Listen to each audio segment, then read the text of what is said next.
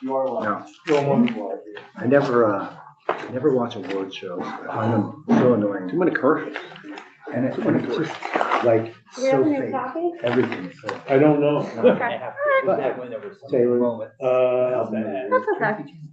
We have a new copy. No, I watched that Right.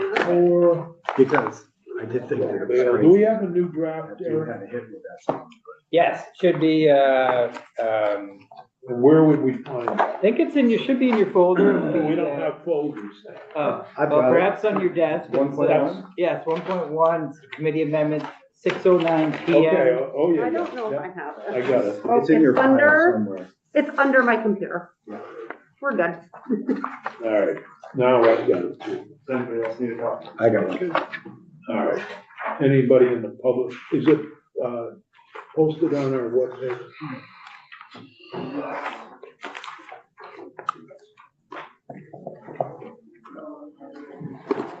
Okay. Short title. Vermont Ghost Gun Act. Yes, thanks, Senator Sears, Eric Patrick with the Office of Legislative Counsel, here to walk the committee through a possible proposed committee amendment to S209. The amendment you're looking at, as the previous bill was, is divided up into two halves. One part deals with ghost guns, but remember the second part, in this case, is actually dealing with raise the age, although it was originally introduced, it dealt with the Big 12. That section's now over in, I think it's in S58.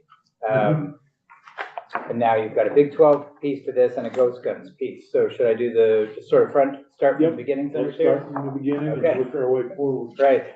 Well, as you mentioned, the short title issue, that's just moved from line 8 down to line 14. And that's because, as introduced, that short title applied to the entire act. But it really wasn't accurate to call this the Vermont Ghost Guns Act, because ghost guns is only a portion of this bill.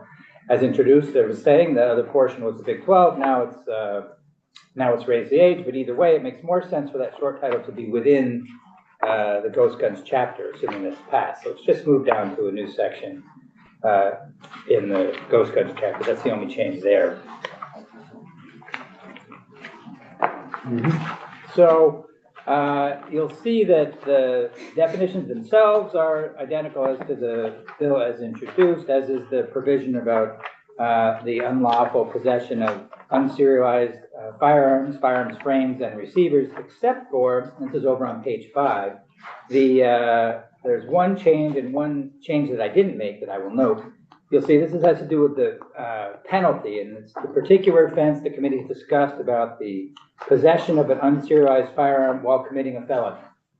Remember, the discussion had been having that piece remain as a separate offense. There were two sort of underlying issues related to it. One was the use of the word possess on line 7.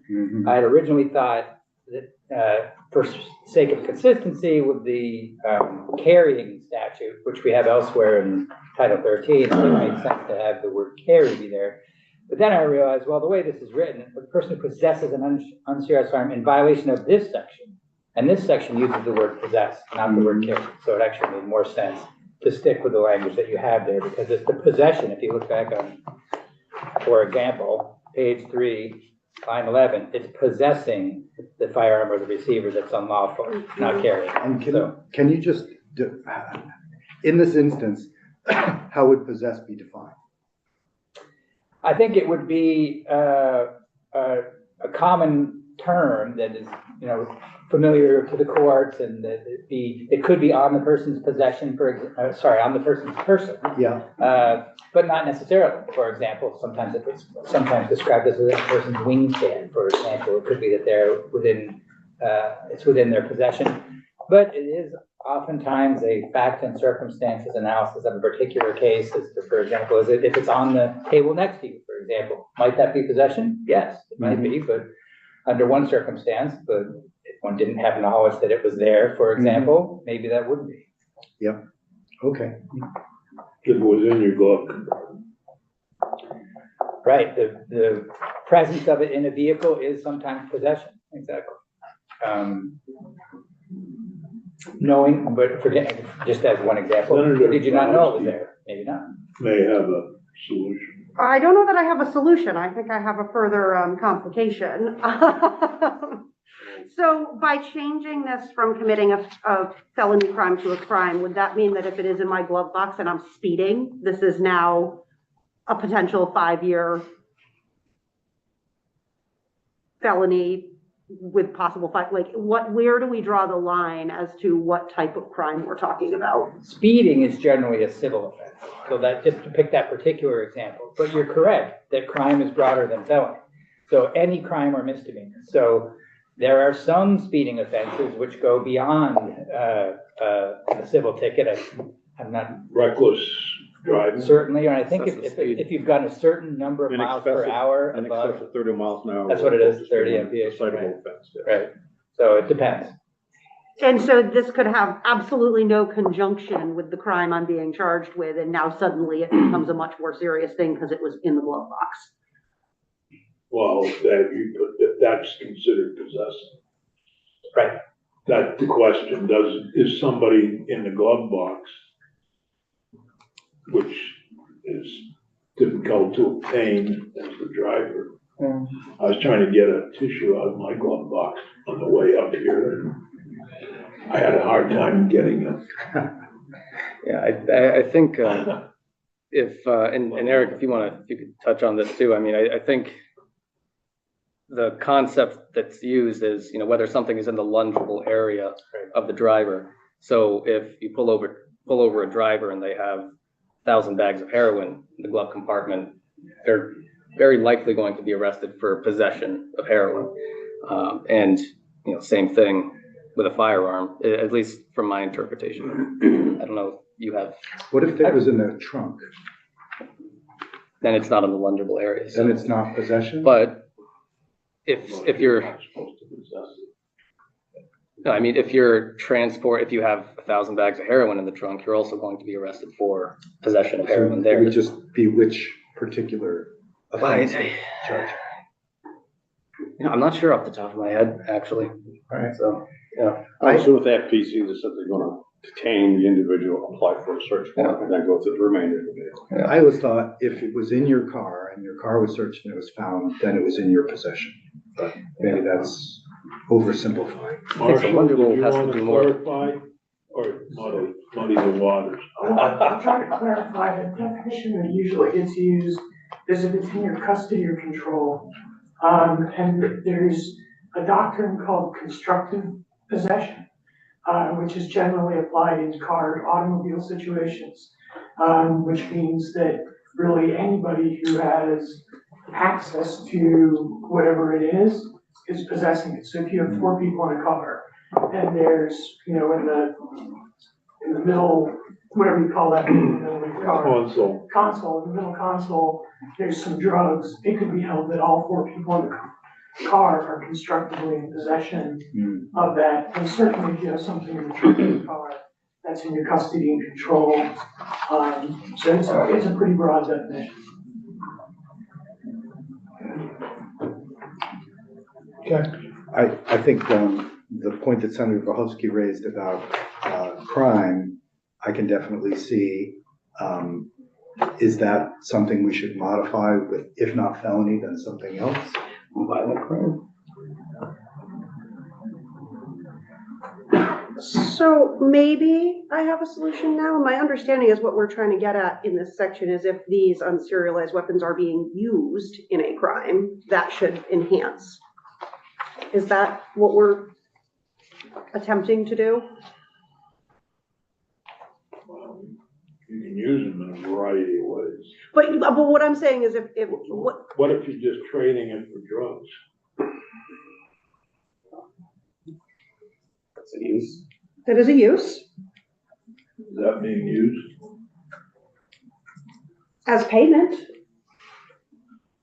No, that's- Yeah, no, I hear you. I was hoping it would make it more simple, because what I had understood we were trying to get at was the use of these unserialized firearms in the commission of a crime. And maybe we're not. A violent or drug crime could further.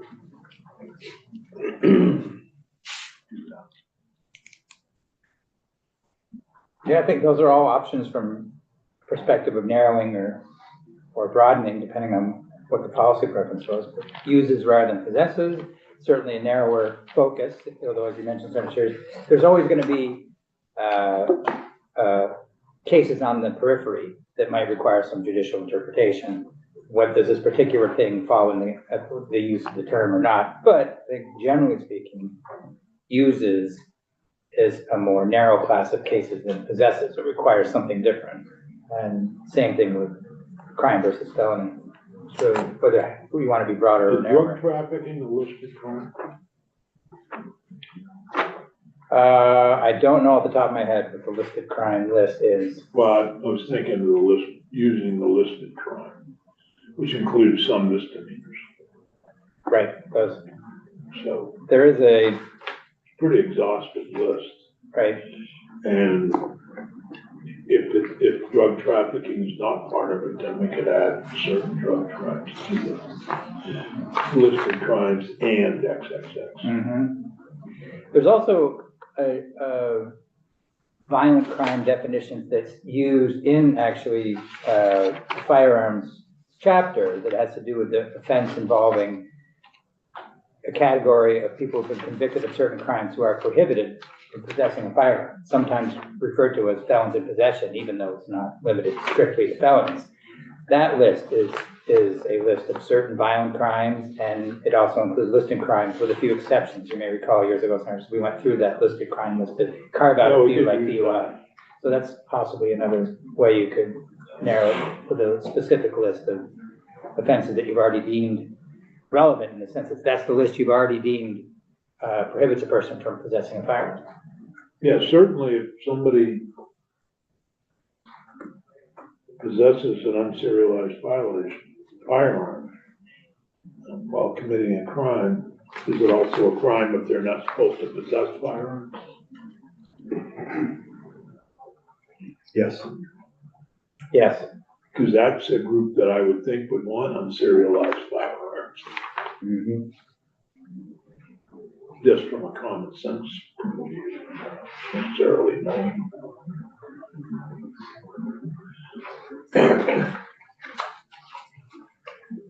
Well, let's move ahead and identify this. It's also a problem in the bail statute that we're considering from yesterday. So we need to. I had a different question, and that is if we should, and is there anywhere in statute where we define ghost gun, and should we? Those are one question for Eric, one question for the committee. I just feel like if we're gonna use that terminology, we might wanna define what it means, or use different terminology.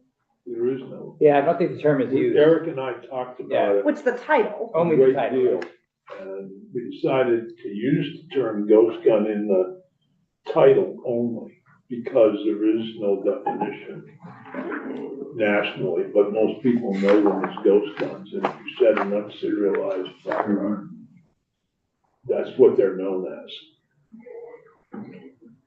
I'm always hesitant, even in a title, to just make it clear what we're talking about, to use undefined terminology, and I will just put that out there. Because I know we don't use it in the statute, which almost seems more problematic to me that we use it in the title. Mhm. Well, let me check my letters from people who don't like to bill. Honestly, I'm just wondering if the title should read known as, No, I can, Well, we do have titles sometimes that are evocative rather than, Right. I wonder in terms of accessibility even for the public, if that makes it challenging, if the title doesn't really match up with what we're talking about. But well, I've had about 350 estimated letters from people.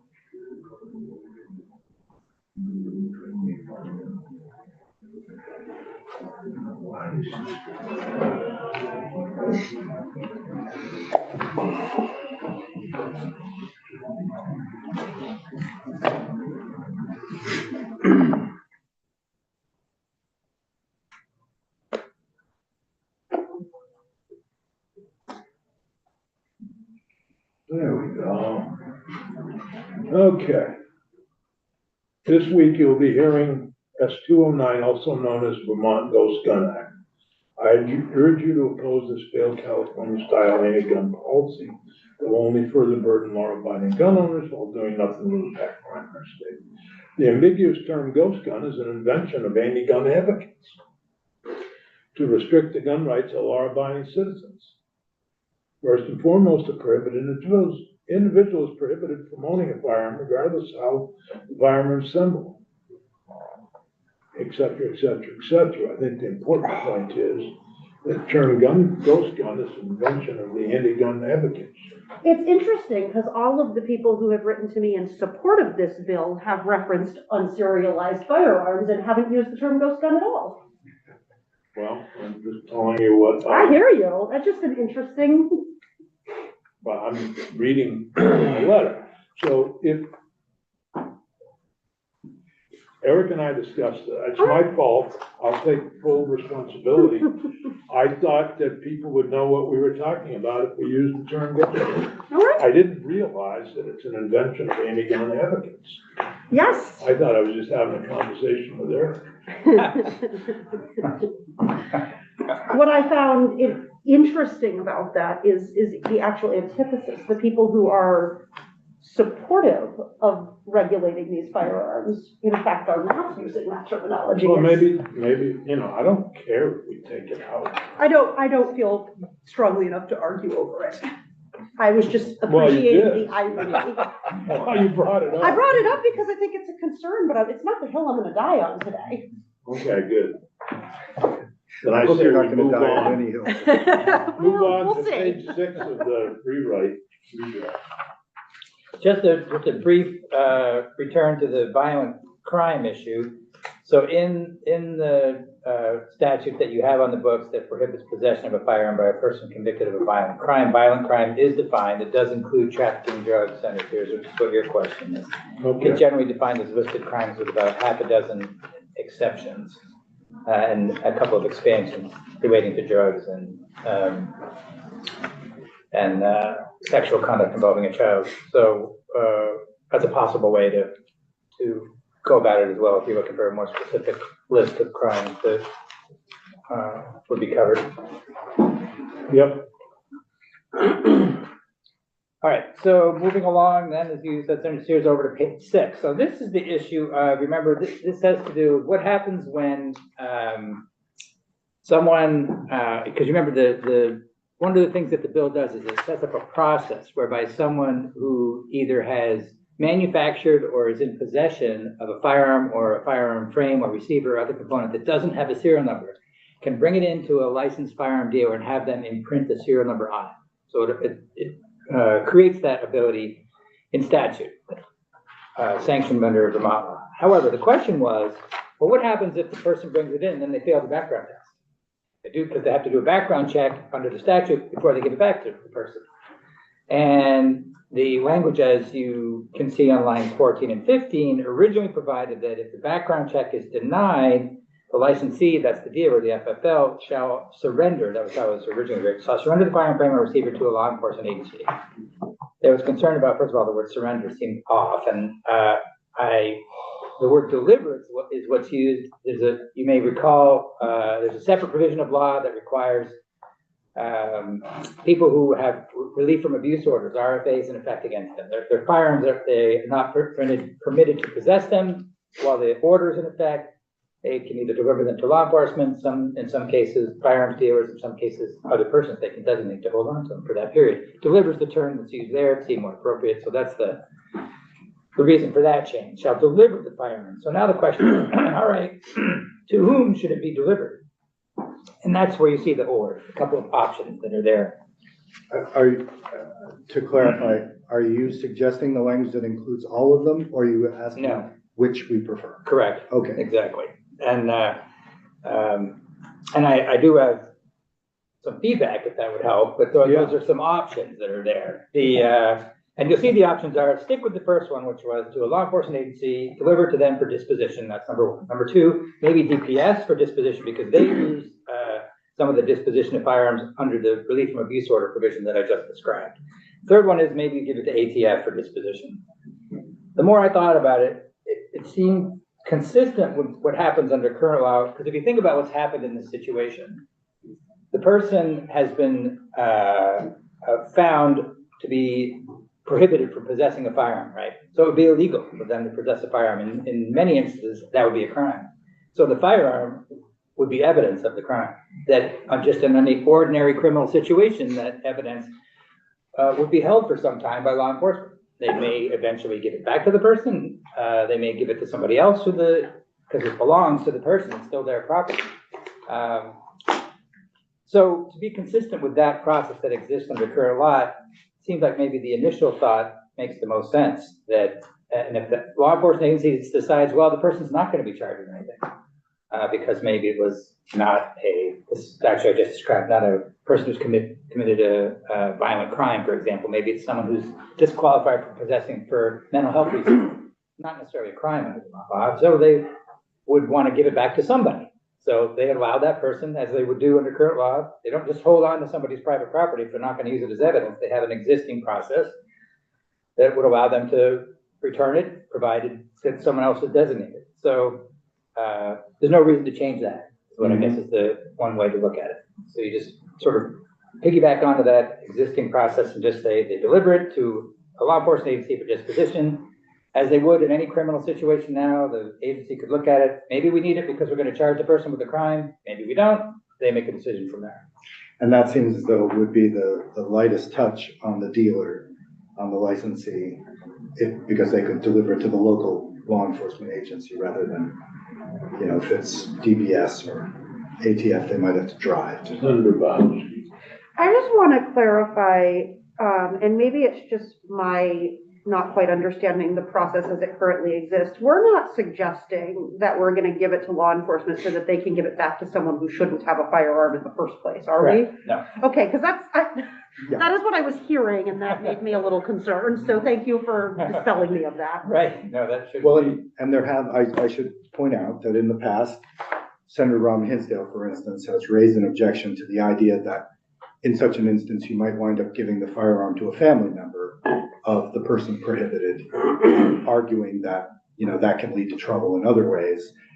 But as it currently stands in law, that's a possibility. Yes. Yeah. Well, that was what was contemplated in the main shooter's Yeah. situation, was they were gonna give the firearms to his brother or son, I can't remember which, but it was supposed to be an arrangement that the police had agreed with.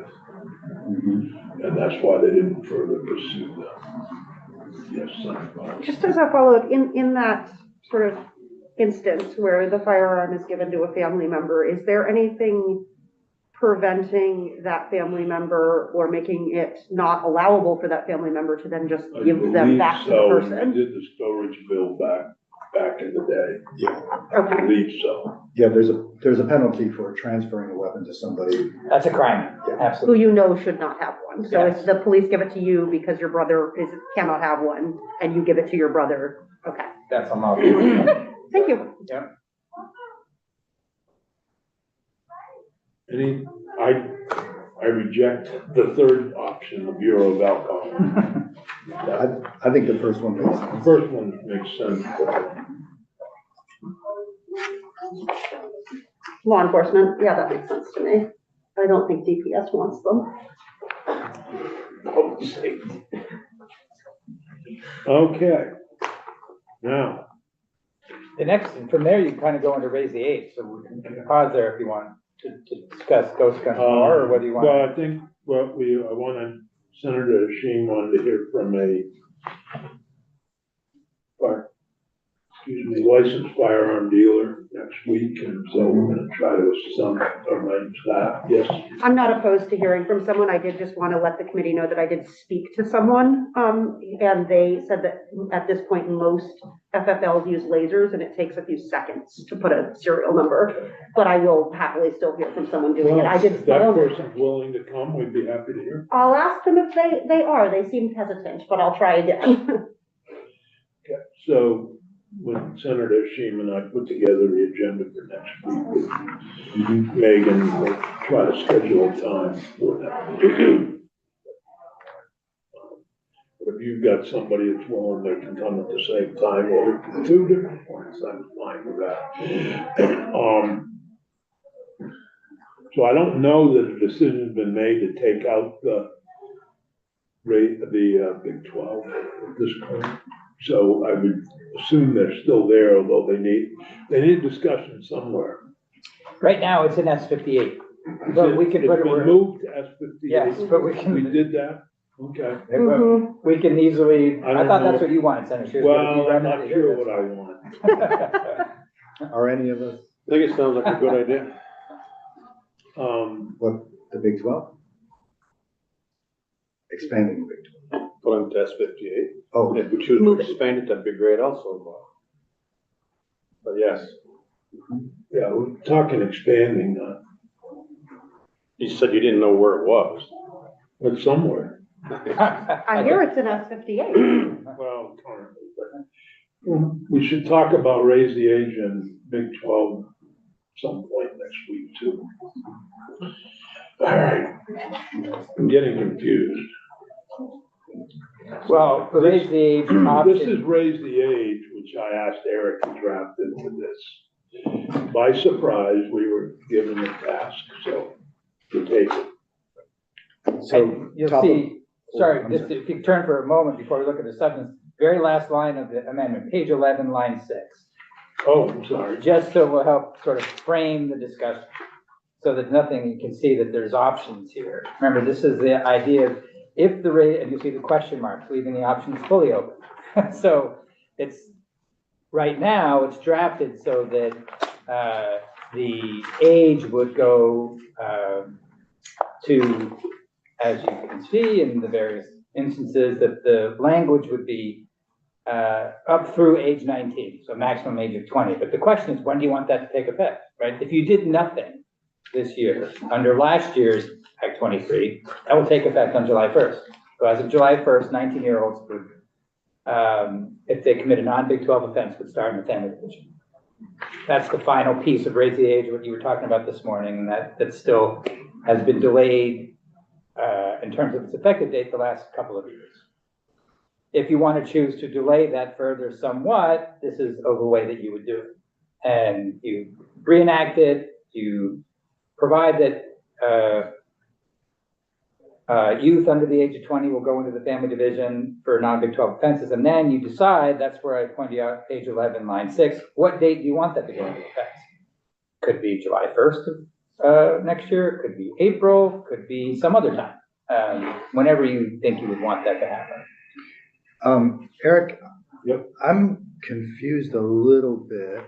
So at the top of page 7, Yep, it says section 2, yep. but is it actually section 2? Because then we go to 4, well, then there's section 12, then there's section 4, then there's section 5. Yes, very confusing. And Very one of the reasons to do it this way is to not repeat that confusion in future years, should this issue come up again. So you see those paragraphs that you're just pointing out, Senator Brew, Yeah, the same kind of language we've been looking at for the last couple of years. And when and because you've had this effective date that started back in 2018, and each time you're bumping it out a year, so what you have to do is go back and amend that original 2018 language, and that's what this does. And you see, if you're talking about section 2 of the bill, you're right, that's line 1, page 7, right? Section 3 of the bill starts on line 7, page 7. so I'm sorry, page 7 at the top, where it Yep. says section 2, 2018 acts and Yep, resolves, et yep. cetera. Which section is that? That's section 2 of this amendment. Okay, so, Remember, section 1 was ghost guns. This is section 2. so if I'm looking at the effective dates, it says sections 2, 3, 10, and 11 take effect on July 1 of this year. Yep.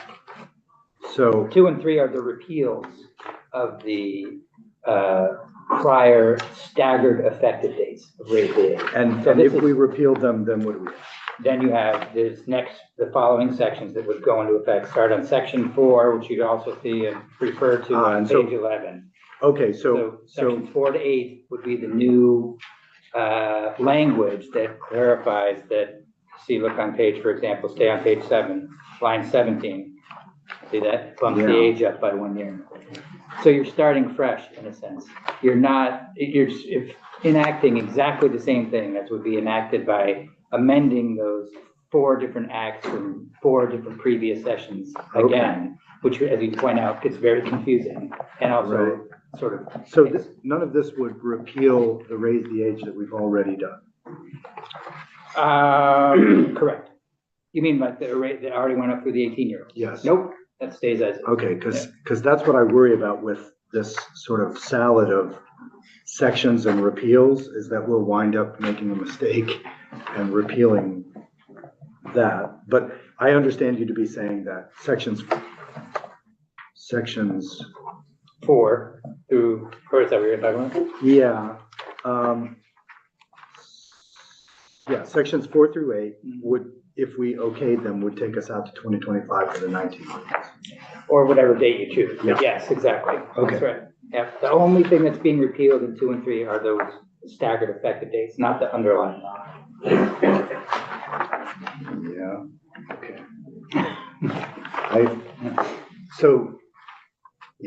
I just can't follow the numbering of the sections. It seems like there should be a clearer thing to say in this particular bill. This is section whatever, but I can't. Right. So if you look at this particular bill, the sections are line 1, line 7, and then line 14. You see, that's sections 2, 3, and 4. That's this, and actually then line 20, section 5. And that's why on lines 4 and 10, those are indented. And that is a drafting protocol for how we deal with these confusing situations. Because it would be even more confusing if that section, line 4, section 21, were not indented. Okay, that makes sense. Now I can follow. Right. Sorry, getting clear on it. Yeah, it's confusing by definition. But hopefully, whatever you decide to do in the future, you won't have to look at that anymore. That sort of language, right? We're cleaning it up now. So we'll have to look at it. Right. Senator Sears, are you looking for discussion, general committee discussion of raise the age? Yeah. Okay. Well, where do we want to go? I asked Eric to draft April 1st of 2025 as a starting point, thinking that it would force the legislature, the administration and the legislature, if they wanted further delay from April 1st next year, to do it in the Budget Adjustment Act. Or some special act that would pass quickly. Otherwise, it would take effect while we're in session, rather than waiting till we're out of session. And I use the term "we," who knows who's going to be here. But it sets it up so that you're dealing with it during the next legislative session. And you have some reports due and things like that that are in the bill. Similar to what we've done before. The choices really are go to another, to use the administration's proposal with when we've got it all in place, we'll do it. Use the thing we've done for the last 2 years, do it a third year, extend it another year, or do nothing. And have it take effect on July 1 of this year. Which then would put the administration in the position, I guess, of either doing it or not doing it. Because they wouldn't be prepared, and the courts would be sending them 19-year-olds, and I don't know what would happen. Marshall might be able to speak to that. Oh, go ahead, Senator Rush. What would happen if you just said, reminds me, Teddy Roosevelt sent the fleet out and said, Congress, bring them back if you want to appropriate money. Not, they stay out. I think they were somewhere in the Pacific Ocean.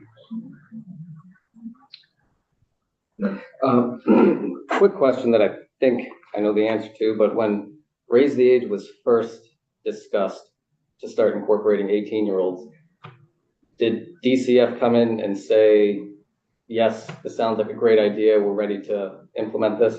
Yes. They did, okay.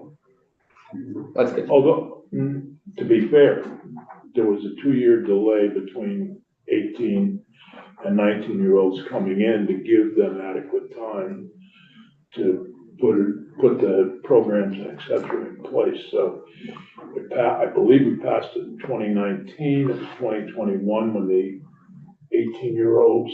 2020, I think. 2020, when the And then 18-year-olds. 2022 was And supposed then to be 2022 was to give them an extra 2 years to prepare for the 19-year-olds. And they've had 3 years to prepare for the 19? Yeah. Okay. The So- first time they asked for a delay was somewhat reasonable in terms of COVID. Now the delay is because they don't have the staff, et cetera, what we heard this morning. Yeah, I mean, it's, personally, I'm not fully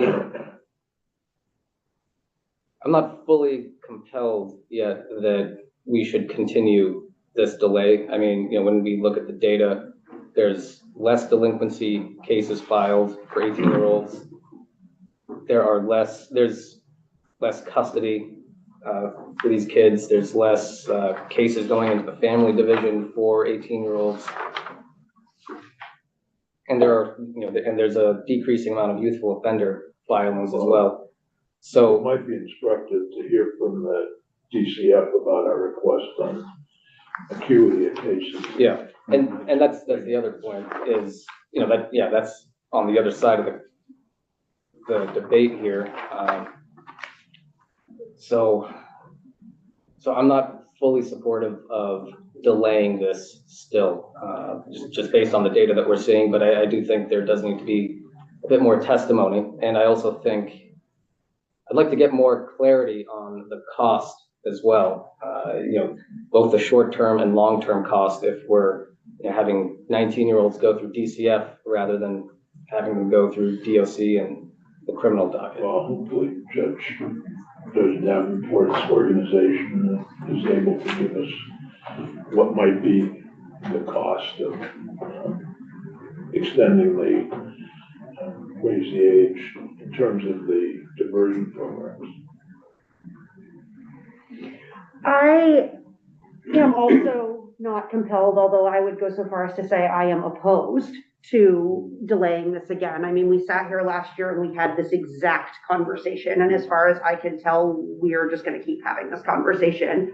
I also think sometimes things feel really scary and then they happen and they're not as impactful as we expect them to be, which is what the Columbia study seemed to show for bringing 18-year-olds into the system. And to Senator Hashim's point, I think zooming out bigger picture, not doing it and not bringing 19-year-olds in is more harmful to them, more harmful to our communities. It's bad for public safety, and frankly, I imagine costs a lot more in a monetary stance as well as doing this. That the caveat to that is I do think we need to advocate for fully funding the barge program. I do think we need to move forward with giving DCF the resources they're asking for. Or not asking for. Or not asking for, but should be asking for. You know, I think that a lot, you know, when we talk about cost, you know, we think about what it costs to incarcerate someone, and we know that a 19-year-old who goes through the DCF system is less likely to be incarcerated in the future. There's cost to the system of not doing this. And I also think we have to really think about what we're paying our frontline workers and what barrier that is to filling those positions. So asking for 3% increase when we're at 6% inflation is a reduction in resources to the system that I just don't think can stand. I think expansion of the Big 12 is ultimately tied to this too.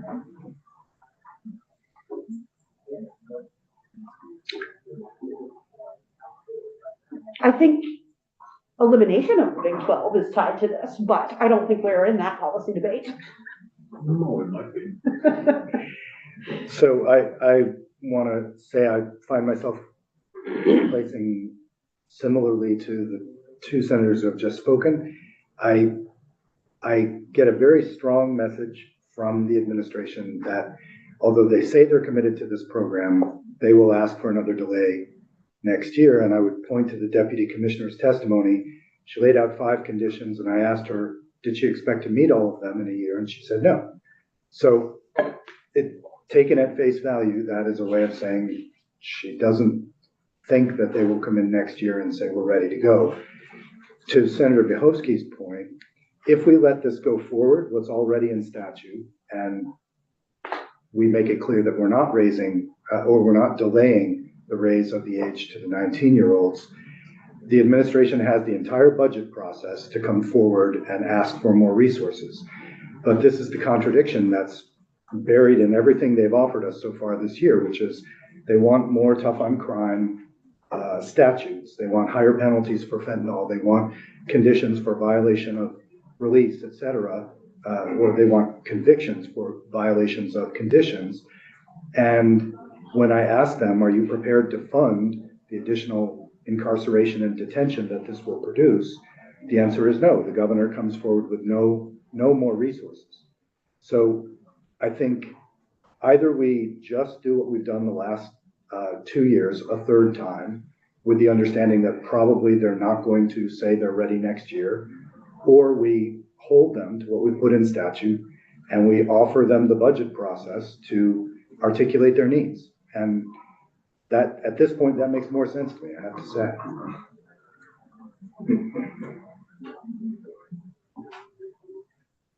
Well, Senator North. tough acts to follow. You know, everyone has an iron in the fire here, it seems, from our interest groups to whatever else. And my concern is I'm not necessarily sure that we should delay this. However, I'd rather not make it us versus them or them versus us here. I want to make sure that, and one could say that when the commissioner speaks, he is speaking for administration due to his title. But my concern here is what always was, as far as Commissioner Winters says, that we don't have the resources. We just don't have them presently. Deputy Commissioner Radke says that 3 out of 5 of those things they have met. The 4th one, they're almost there. Okay, so, and I don't think we should continue looking at this as to drag this out for forever. But would we implement something that they're presently not ready to actually have the resources for? Would that be doing justice to our 19-year-olds as we know now? I mean, what you got to outweigh is what's more valuable? What do they need more? You put them into the system with no resources, or look at extended. And I know it's a very emotional issue, whatever else, but I can't see, given you're going to do this and not have the resources that go along with it if they're not there yet. And if you feel comfortable with saying it's tough luck, DCF, you need to do this. We don't care if you can take care of these 19-year-olds now. But we're going to make you do it anyways, because this is a political battle within the community here. If I might, what we were talking about was a middle way, which is to say we are going to hold you to this in statute, and we're offering the budget process to discuss what additional resources might be necessary. Because I think it's fair to say that, and not just this administration, I don't want to characterize it as purely a Scott administration thing. Under Governor Shumlin or Governor Dean or whoever, when an administration doesn't want to do something, they come forward and they say they don't have additional resources. We're stretched to the breaking point. And at that point, I think half the requests fall away. Another chunk of them, we give additional resources and they do it. And sometimes we tell them, suck it up, we don't believe you. I believe them here. I think they need more resources. I'm willing to help get them those. But at this point, I'm not willing to a third time take their word that they won't ask for it again. Because each year they've said they wouldn't ask for it the following year. And they have. So. Senator Vyhovsky. Well, and I think what we see from the data too is what we're doing right now is a disservice to our 19-year-olds and a disservice to our communities, and ultimately costs more over time. And so I think what I'm advocating for is not postponing, offering the investment right now in savings over time, both to our 19-year-olds, our communities, and our financial system. In every one of these 19-year-olds that desists because they got the support and services they need now saves our system money and trauma. Mm-hmm. And so I think that delaying another year is doing a larger disservice than investing the resources in making this move. Well, I guess Senator Norris and I are in the minority here. I was, the proposal that I asked Eric to draft is one that delays until March 30, or April 1st, I guess, March 31st realistically, which would force them to come back here with the plan. So nine months. It would be important to have continued, before we make a final decision, to have that discussion with DCF at a future meeting about the acuity of the cases they're dealing with now, about what's in place, what's not in place, and how soon can they get it in place. And additionally,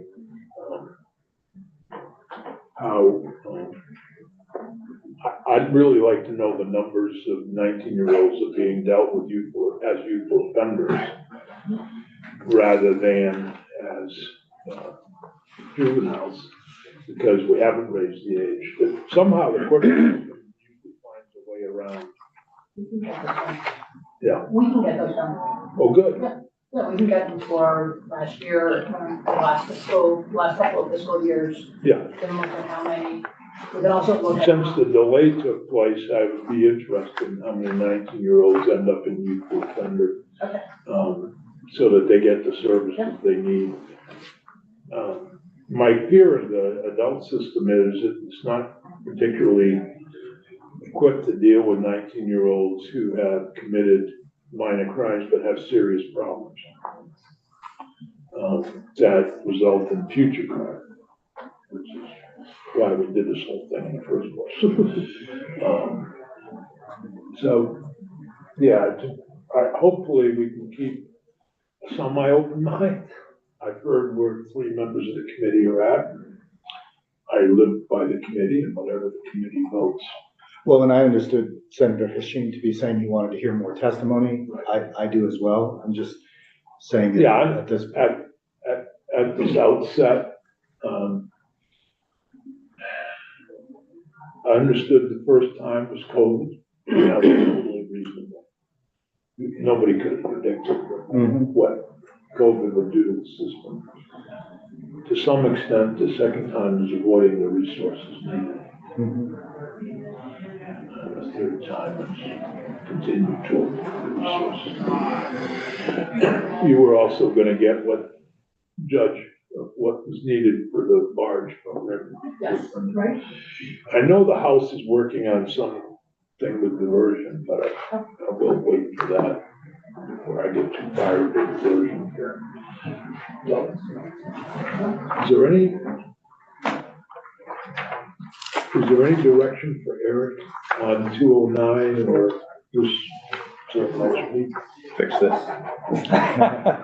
Well, we did Keep have up the great I work. a think we did lingering that, question about crime, how to Oh, yeah, specify crime. but it also came up yesterday during our discussion with Ben and the bail amendment. Yeah.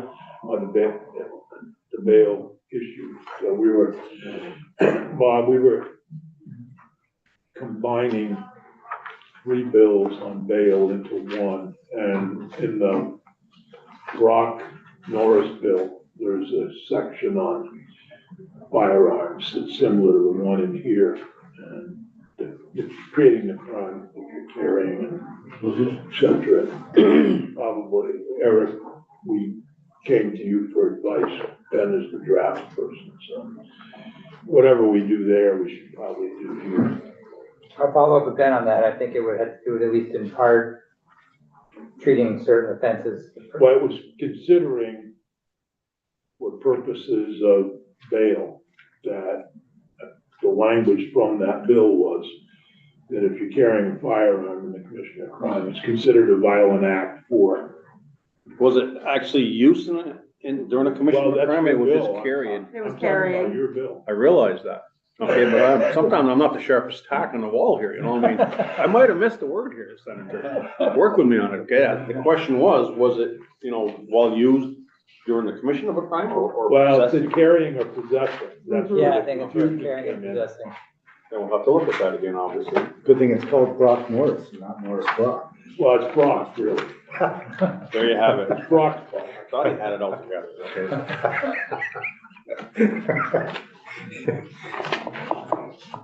Yeah, it's carrying Sorry, I was- possession. Bob, I was It's the pulling your exact leg. same language. That's all right. And Randy. He has no Use idea. of a I had firearm. no idea. We can send him the YouTube clip. Possessing a firearm. Yeah, it's a little vague. Yes. I agree, it's vague. What was Randy? Obviously. We'll go with He's that. not here, Let's so. take a vote on